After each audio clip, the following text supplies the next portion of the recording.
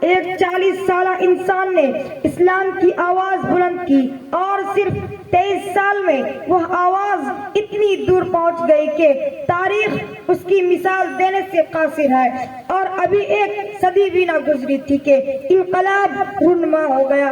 جو غریب تھے وہ امیر ہو گئے، جو بیچارے چرواہے کہے جاتے تھے وہ مسند اقتداء پر متمکن ہو گئے، جنہیں دنیا والے ان پڑھ بدو کہا کرتے تھے ان کا سیل رواں اتنی تیزی سے بڑھا کہ ربع مسکون عالم پر ان کے تہذیب و تمدن کا ڈنکا بجنے لگا۔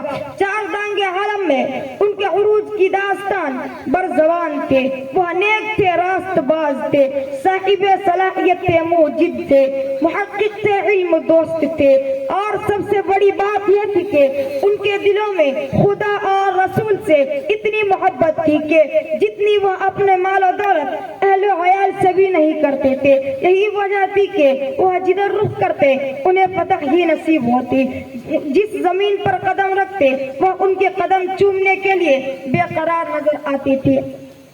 سچ کہا کہنے والے نے، جدھر رخ کیا سلطنت زیر فرما، جدھر آنکھ اٹھائی ممالک مسخر، مگر وہی قوم آج ذلیل و خوار ہو رہی ہے، وہی اسلام کے نام لیوا آج پے در پہ شکستیں کھا رہے ہیں۔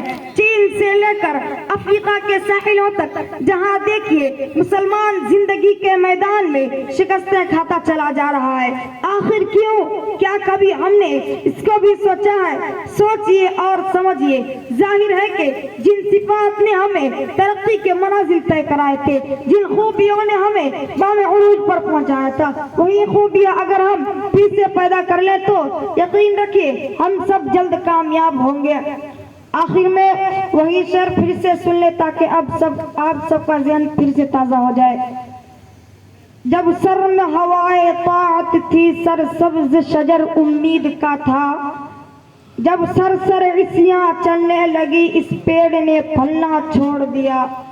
اللہ کی راہ اب بھی ہے کھلی، آثار و نشان سب قائم ہے، اللہ کے بندوں نے لیکن اس راہ پر چلنا چھوڑ دیا۔